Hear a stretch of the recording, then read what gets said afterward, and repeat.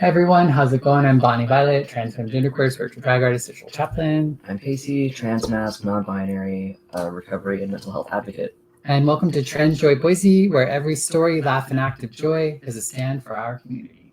We uplift bold voices, share real experiences, and celebrate trans lives thriving. Tune in, connect, and spread the joy, because Transjoy is unstoppable. Yes, it is. It's been a minute. I was stressed that I wouldn't remember my own introduction. I know, luckily we write it down. We still haven't ever memorized it. With however, I think we're like 20, maybe 6 or 7 episodes. Yeah, I think so. I mean, we haven't had it from the get, but we still had probably about 20 episodes to memorize it. No. I just haven't even tried. Me neither. Yeah. Because I know it's right there. Exactly. So how have you been?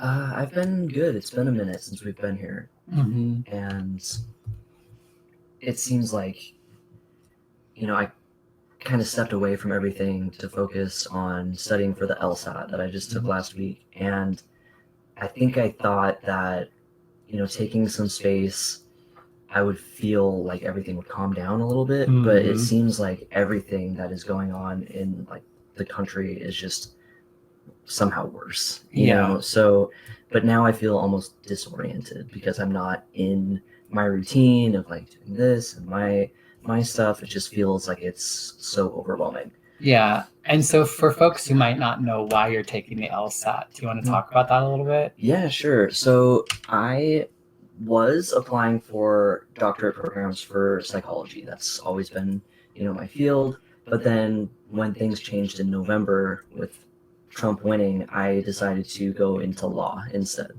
So I've been studying for the LSAT, which is the law school admissions test. And it's very stressful.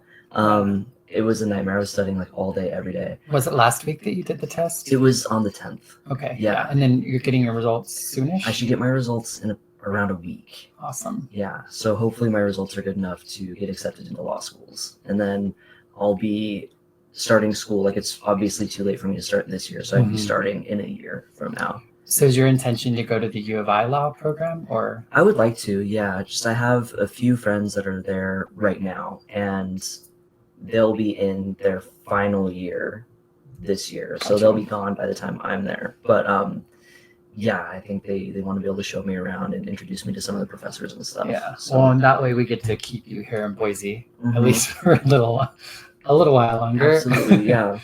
Yeah. And my partner is starting BSU like next week. So they're locked in for a few years, right? Yeah, 4 years. 4 years, yeah. So it's terrible. But if anyone is ever going to take the LSAT, reach out to me, because I have a lot of really good resources that I had to scrounge and search for. But that ended up totally saving my life. Yeah.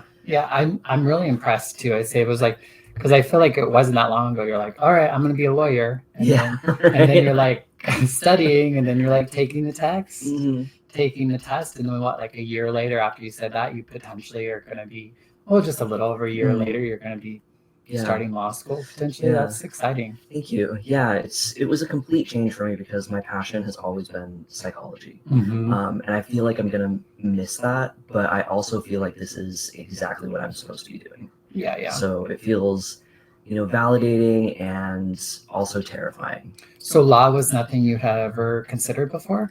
Maybe when I was a kid. I think when I was a kid, I considered it. But, as an adult and with all of my lived experience and especially my professional experience in, like psychiatric hospitals and recovery and addiction settings, I felt like I would be able to help the most people in those types of settings. Right. And I'm sure, like, because I remember you also talking about like forensics at one, was it forensics? Yeah, forensic psychology. Your father was in the police force. And so I think it feels like a natural, and I don't know that you're looking to get into necessarily like criminal law. That's civil rights. Yes, that's kind of what I was thinking. So it's I think it's kind of a cool roundabout way to get there that will probably make you a real well-rounded lawyer. Thank you. Yeah. I hope so. It's exciting. It'll be a journey for sure. It has been already. So I'm just really trying not to think about my result because I want them right now. I wanted them, I bet. and they had them the day, like right when I clicked submit for the test, like they have the score. If you pay for it, right? Yeah, yeah, exactly. So don't even get me not started pay on for that. the score you want, but pay to see the results. Yeah. The whole thing is expensive. So what have you been doing?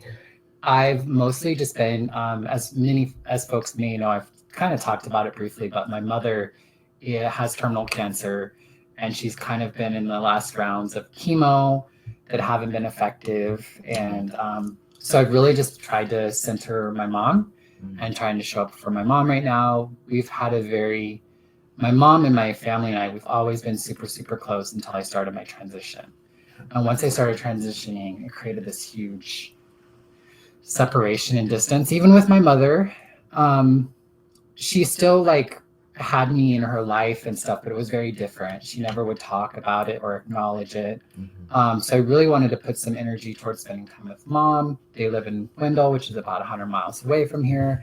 And so I've been trying to do what I can to go home every few days or so, spend some time with mom, help her out with kind of understanding some of the medical stuff, that sort of thing. And so when like this, just yesterday, we got the news that we're probably going to need to put her into hospice and really start thinking about end of life stuff. And so that's really been a lot of like my focus. My mom started calling me my Bonnie. I love that. Finally. So just as of like 2, maybe 3 weeks ago. And so, and to be honest with you, I just hoped like my, like, I don't know. I've heard people talking about how like finally like on their parents' deathbed, they like said, just called them by their name or whatever, or acknowledged who they were. And I kind of hoped that at least at that point, maybe. And so I feel very lucky and happy that she's already there. And so we can spend some time in that spot, like kind of being mother and daughter. I love that. Kind of for the first time. Like that's both ways, like we're both seeing it that way. So it's, obviously, it's very sad that it had to get to this point, but I think it's really wonderful that you're able to be able to see that side of your mom and have that kind of relationship with your mom. And even if, it isn't for as long as you would yeah. I mean, my mom, I never thought I would be able to show up for my mom in the ways that I could this last year, 3 years now with cancer, but she hasn't really, because of our relationship dynamic, I haven't been able to really show up for her in the ways that I had hoped by moving home. And like when I got HIV as a teen in Arizona, and then when I moved back home to Wendell and lived with my parents at like the age of, I think I was almost 21, and then or 20, and then to have to my mom, like when I got to Wendell, she had it lined up for me because I had to drive to Boise to get into care with HIV care. My mom had already called, set up all the appointments, talked with the doctors, talked with the case managers, and like had everything lined up for me. And, I've always kind of wanted to be able to pay my mom back with that, and so I felt like she hasn't let me. And so last week, actually, I had to, when I told my mom that I had HIV, one of the first things she said to me was she asked me what song I wanted to hear at my funeral. Oh my God. Yeah. I was like, whoa. I was like, whoa, Mom. But it was probably like one of the best things she could have said to me at that time, because I felt like she was saying that she was there for me then.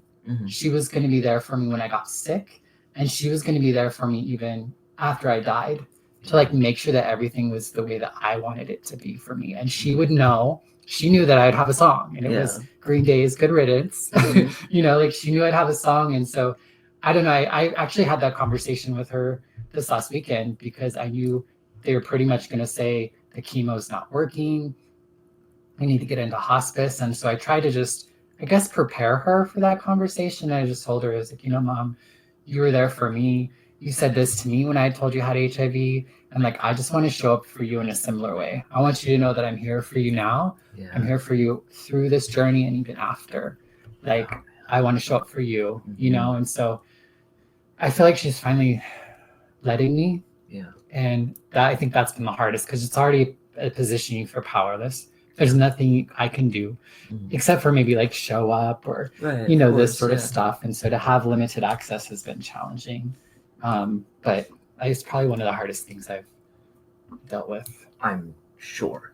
And probably one of the hardest things you ever will deal with, to be honest. I think, just watching your experience from the outside, I can only imagine how terrible it is. And I think you're handling it with a lot of grace.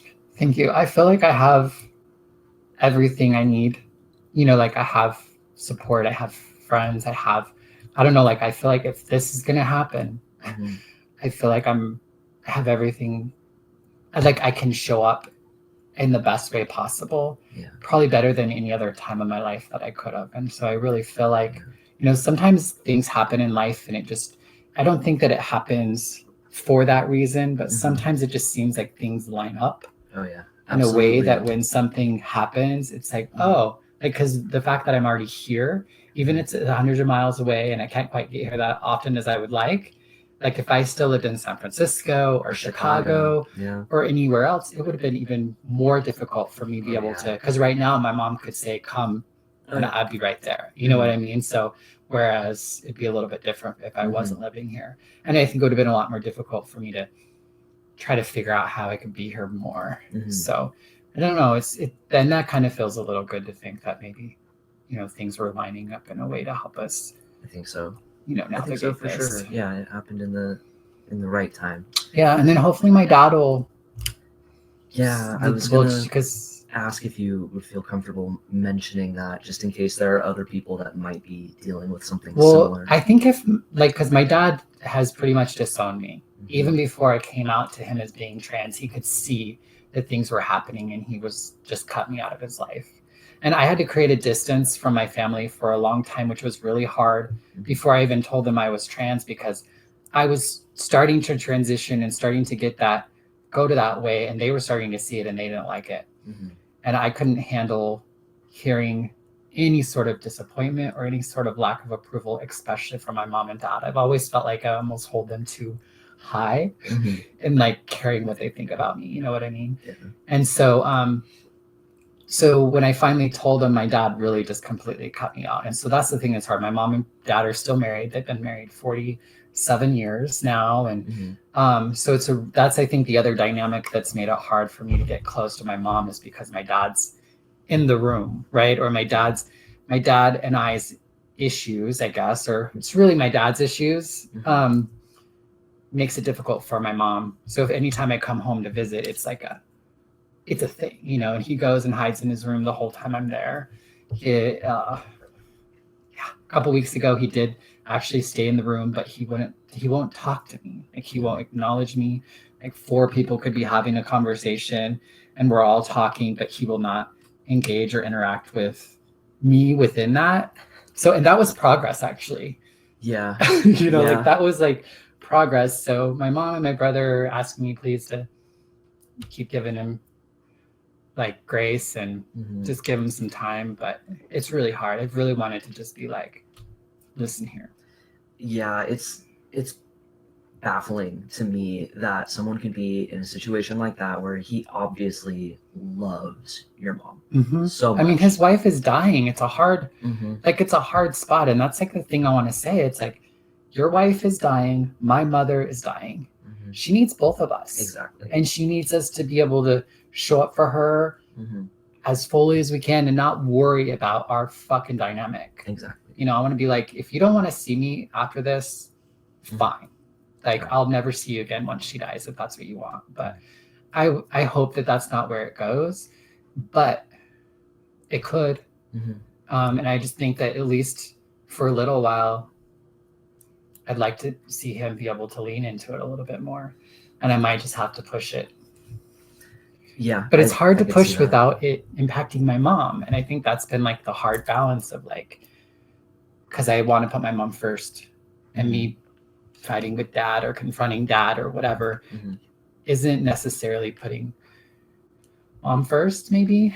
But then I'm also a child who just wants to spend as much time with her mom as she can, I think that's normal. I mean, of course you want that. And I think that anyone in their right mind would be able to put their differences, regardless of how stupid they are, Mhm. aside for the benefit of their spouse that they obviously care so much for, Right. and just to make it as easy and comfortable for her as possible in this time. And I don't want to like villainize my father or any of that sort of thing, because I don't, obviously there's something, Mhm. because my dad is always, he's always showed up for me, even when I was a fag. Yeah. You know, like he didn't like it for a while, Mhm. and but he would still hug me, he would still talk to me, he would still allow me in the house.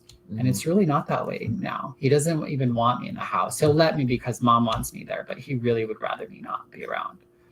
I mean, I've seen it with people, even people in my life, you know, relatives and things like that, where like 10 years ago, they would say things like, oh, like refer to me as like my sister's brother, Mhm. right?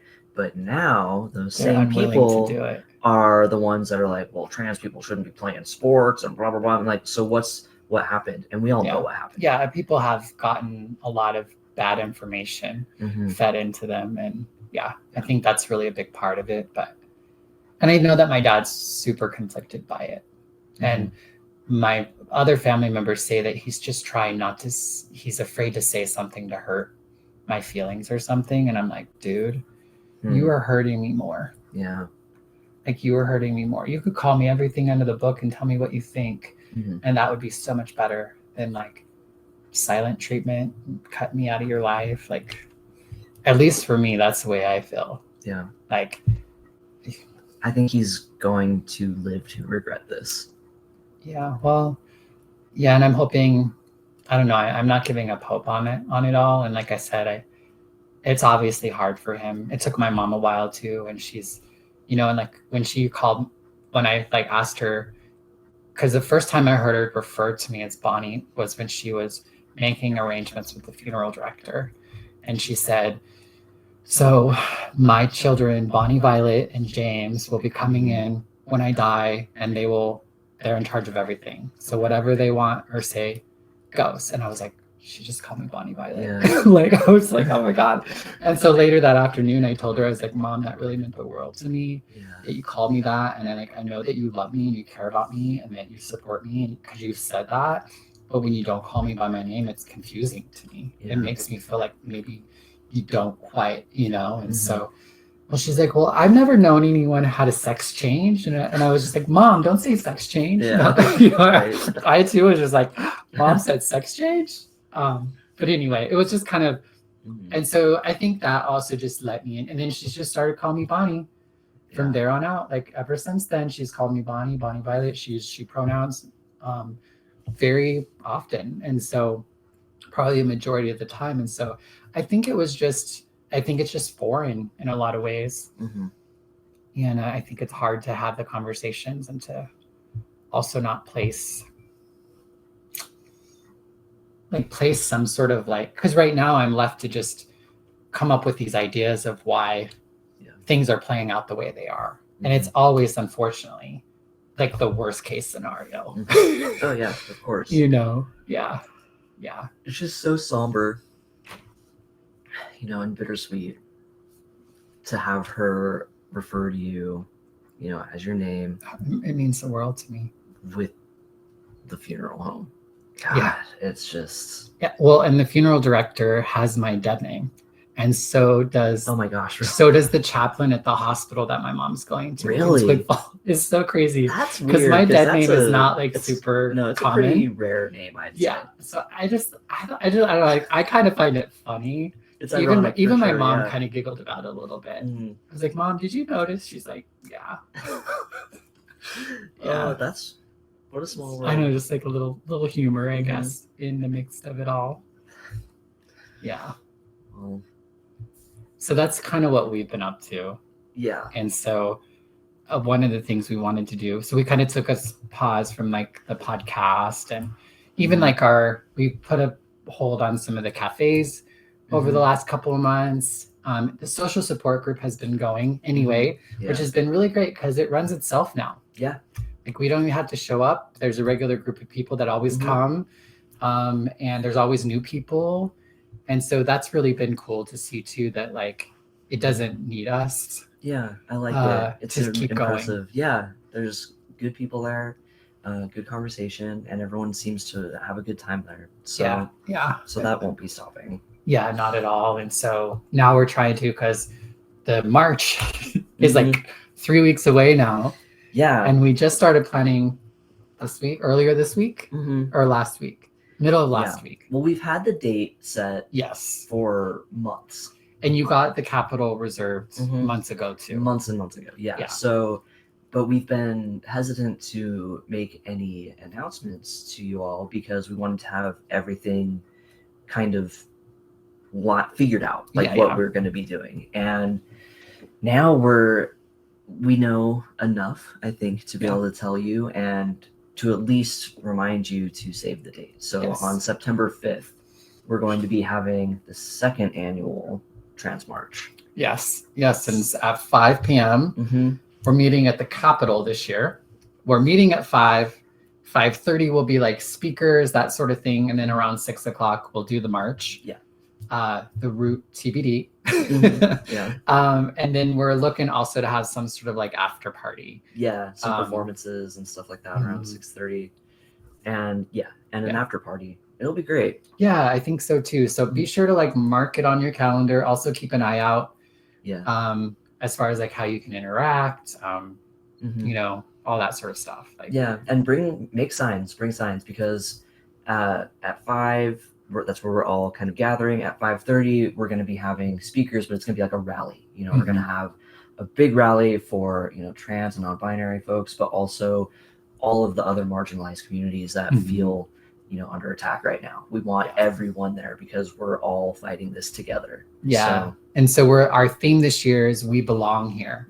And so we really want to make the statement for ourselves individually as well as our community, and to kind of make it known to the rest of the area that we belong here. Like we belong here literally at the Capitol steps, in downtown, in Idaho, like in the world, you know, like we belong here. And so it starts, because this is like around trans things, it does center trans, non-binary, intersex, genderqueer, you know, all the the gender diverse groups, including the neurodivergent as well. But like that, but we're also thinking about like we belong here, starting there. But it's also like immigrants belong here, refugees belong here, dreamers belong here, disabled people. You know, like all of us who are marginalized, all of us that are under attack because of anti-DEI measures, or anti-trans, or anti-LGBTQ, or anti-immigrants, or anti exactly.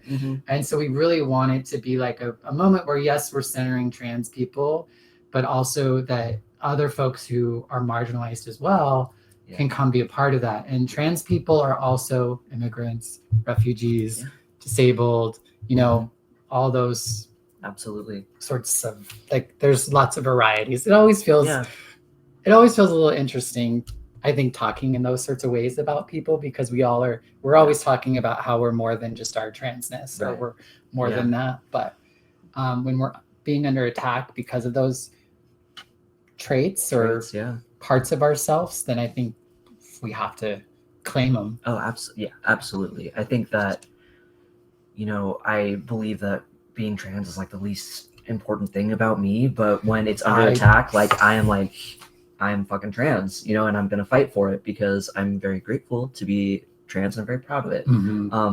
It's not to say that I'm not proud of it, but I think that, you know, other things about me are more noteworthy. Yeah, like it'd be nice to live and be seen beyond your transness. Be appreciated for like your accomplishments or your morals, you know, instead of. But I think it's going to be a really great time. And just real quickly, I just want to kind of make a note of how different things are this year than last year, how it feels, because last year we needed to do this. Like, this was a necessary thing for our community, but not like this year. Like this year, it is an all-out fight, and we are fighting for our very right to exist. And not only us, but all of the communities that we've stated. It's an even more hostile environment this year than it was last year. Not to say last year was like, easy peasy, but Mhm. in comparison, yeah, it's definitely Oh, a lot yeah. more hostile environment for folks. And I think Mhm. all the more reason for us to show up. You know, my agree. hope is that we can at least have as many people as they had out for like the No Kings rally, if not That would more. be a dream. Yeah. Yeah. Like that's a dream. Mhm. I think it's possible. Yeah, But I think it's possible. you know, we'll see who can come out. Because Yeah. I also think there's also a lot more at stake in coming out. Like there's more of a need, but there's also more at stake. So Yeah. people who are at risk for arrest or ICE or, you know, all these sorts of things might not feel as safe or as Yeah. comfortable coming out. And all the more reason, I think, for folks who are able to take the risks. Yeah. To make the statement Yeah. and to show up. And even, you know, like friends and family, you know, loved ones that support us can come and support the cause and get some numbers for us so that, you know, because it's, I mean, I know last year I was a little nervous. Yes. And this year it will be considerably more so. Yeah. Yeah. So it's just crazy how drastically different things are just one year. That doesn't seem like that much time, but looking back on all of the stuff that's happened just in like our legislation and laws and things like that, it's like a completely different world. Yeah. I think, like we said earlier, it's like the best time and the worst time to be a trans person. Exactly. So, but I'm excited. Me too. And we hope that you all will show up and enjoy the day with us. Yes. And as well as like the rest of Boise Pride. So Boise Pride Festival is now on Saturday and Sunday only. Yes. And so we have worked with Boise Pride to where we're going to have kind of like we're calling it a trans village, trans, non-binary, intersex, gender fluid, you know, asexual, or agender, bigender, trigender, two-spirit, all of that. All the gender diverse. Exactly. Space that's just going to be like a place at the festival that's always going to be open where people can just come, seek respite, you know, planning on having blankets, maybe some shades, some tables, some some snackage. Yeah, just come hang out, relax a little bit because it's going to be hot outside. Yeah. I think I'm excited about getting to do something like that. Me too. As well. It'll be nice to just kind of connect with the community a little bit and have some conversations because I feel like I've been so out of it lately that it'll be nice to feel connected again. Yeah. I feel that totally. Right. Yeah. So I think it's going to be good for us. I think it's going to be good for everybody. We really need Pride this year. So. Yep. All right. Is there anything else we need to talk about? In some ways, it feels like that went quick, and in other ways, no. I think that's good. It. Mainly talked about what we wanted to, and we'll be back next week. Yeah. With anything else we think of. So. All right. Sounds good. All right. Thanks everyone. And